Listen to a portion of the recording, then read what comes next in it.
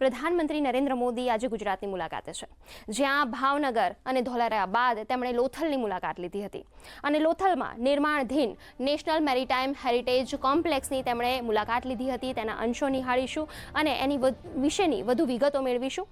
તો સમુદ્ર સે સમૃદ્ધિ કાર્યક્રમ અંતર્ગત પ્રધાનમંત્રી નરેન્દ્ર મોદીએ ગુજરાતને ઘણા વિકાસ પ્રકલ્પોની ભેટ આપી છે, તેના વિશે પણ વધુ જાણકારી મેળવીશું। તો અમદાવાદ મુંબઈ બુલેટ ટ્રેન પ્રોજેક્ટમાં મહત્વની સફળતા દેશે હાંસલ કરી છે, તેના વિશે પણ વધુ જાણકારી મેળવીશું અને અમદાવાદ સહિત ગુજરાતમાં ક્યાં કેટલો વરસાદ વરસ્યો છે આજે, તેના વિશેની પણ વધુ અપડેટ મેળવીશું અને નવરાત્રિની રાજ્યભરમાં કેવી તડામાર તૈયારીઓ ચાલી રહી છે તેના વિશે પણ વધુ આજે જાણીશું અને સાથે દેશ દુનિયાની અન્ય ખબરો પણ જોઈશું। પરંતુ એ પહેલા નજર કરી લઈએ હેડલાઇન્સ પર। પ્રધાનમંત્રી નરેન્દ્ર મોદીએ લોથલ ખાતે નિર્માણાધીન નેશનલ મેરીટાઈમ હેરિટેજ કોમ્પ્લેક્સની કાર્યપ્રગતિ અંગે મેળવી વિગતો। પ્રધાનમંત્રીએ કહ્યું, લોથલમાં સ્ટેચ્યુ ઓફ યુનિટીની જેમ વિશ્વનું સૌથી મોટું મેરીટાઈમ મ્યુઝિયમ લઈ રહ્યું છે આકાર।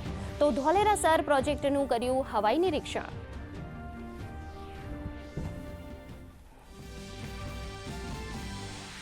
પ્રધાનમંત્રી નરેન્દ્ર મોદીએ ભાવનગર ખાતેથી સમુદ્ર સે સમૃદ્ધિ કાર્યક્રમ અંતર્ગત શિપિંગ, મેરીટાઈમ સહિત વિવિધ વિભાગોના વિકાસ કાર્યોનું કર્યું લોકાર્પણ અને ખાતમુહૂર્ત।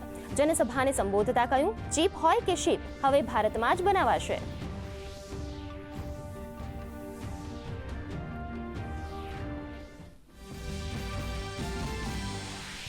દરિયાઈ મુસાફરી કરનારાઓને મળશે આંતરરાષ્ટ્રીય સ્તરની સુવિધાઓ। પીએમ મોદીએ વર્ચ્યુઅલ માધ્યમથી મુંબઈ ઇન્ટરનેશનલ ક્રૂઝ ટર્મિનલ રાષ્ટ્રને કર્યું સમર્પિત।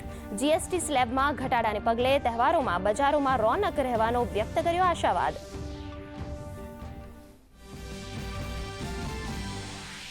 કેન્દ્રીય શિપિંગ મંત્રી સર્બાનંદ સોનોવાલે કહ્યું, ગુજરાતના મેરીટાઈમ ક્ષેત્રે ઉમેરાયો ઐતિહાસિક અધ્યાય।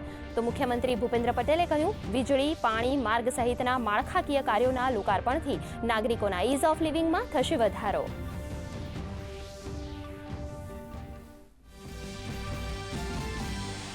અમદાવાદ મુંબઈ બુલેટ ટ્રેન પ્રોજેક્ટમાં મળી મહત્વની સફળતા। ધનસોલી અને શિલફાટા વચ્ચે અંદાજિત 5 કિલોમીટર લાંબી ટનલનું બ્રેક થ્રુ।